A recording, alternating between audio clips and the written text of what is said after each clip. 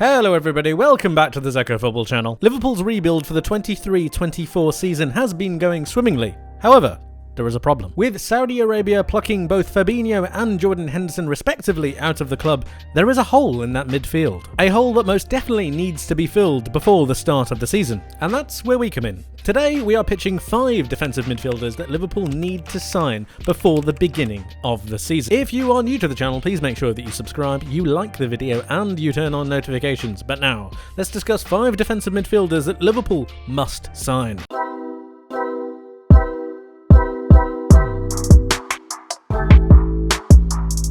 When you're talking defensive midfielders, one of them really does spring to mind over the last year, and it is Joao Paulina. In fact, if you're talking about being an actual defensive midfielder, breaking up play, making those tackles, I think he's the best in the league currently. He's in the 99th percentile for tackles in a game with 4.26 per 90. That is absolutely ridiculous. He backs it up with extremely good aerial duels and clearances, and coming from a Fulham side that enjoyed a very good campaign last season. However, I think he can do better, and in this Liverpool side, I think he will take his game to the next level. 28 years of age, and I still don't think we've seen him at his best. He's still got another level to go to, a level that Jurgen Klopp could coax out of him. At the end of the day, Liverpool don't need an out-and-out ball-playing midfielder. They need a wall in that midfield to allow the rest of the expressive players to do their job. Trent would be allowed to go forwards that little bit more, knowing that he has the backup of Paulina behind him. It just seems like a sensible signing to me. And up next on our defensive midfield list, we have Sofyan Amrabat from Fiorentina.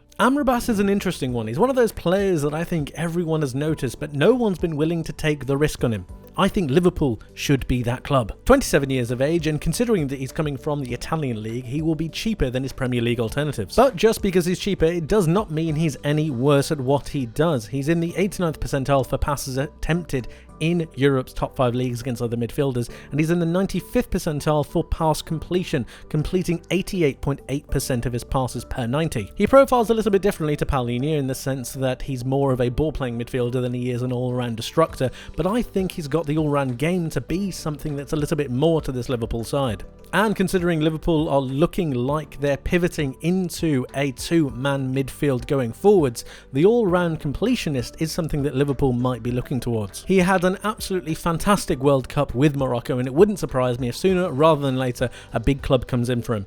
Liverpool should be that club. Number 3 now, and what would be a defensive midfielder list without Moises Caicedo? Arguably the most in-demand defensive midfielder in the world today. 21 years old, and he's just got actually everything.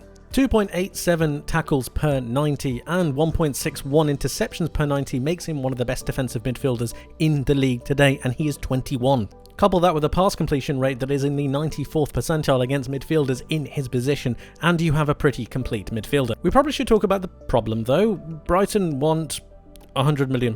While I understand that that's not really how Liverpool do business, and the fact that they got Chelsea as competition means that Caicedo isn't exactly realistic, but if they were to sign him, they'd have a midfielder for at least 10 years. One to look out for, in case Liverpool magically change their transfer policy. We are flying through these. At number 4, Romeo Lavie.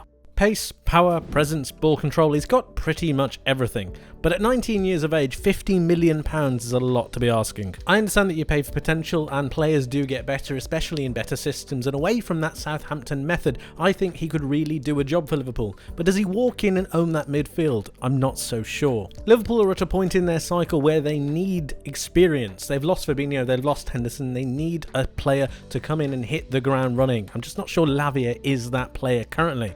Definitely got potential though. Either way you spin it, £50 million and probably rising is a lot of money to be spending on a player that's essentially had one good season in the Premier League. And let's not forget, he got relegated in that season. I'm not saying he wouldn't be worth the £50 million in the future, but at the moment, for Liverpool, in the current situation, it seems like a bit of a gamble.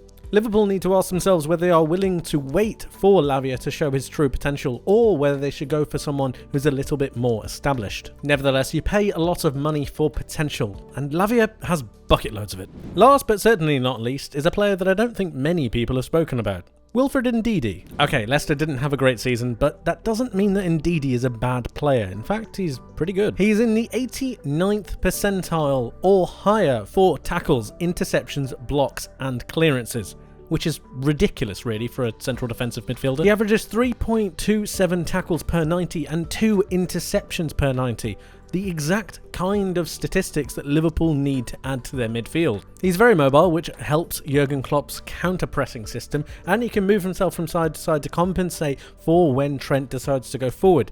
It's just an all-round midfielder with good midfield presence, and he's got some experience in the Premier League as well. 26 years old is not very old at all as well, and he's ready to go on to bigger and better things. And on top of all of that, considering the fact that Leicester got relegated last season, I don't think negotiations would be too difficult. I think he could get out of Leicester for a pretty low sum considering.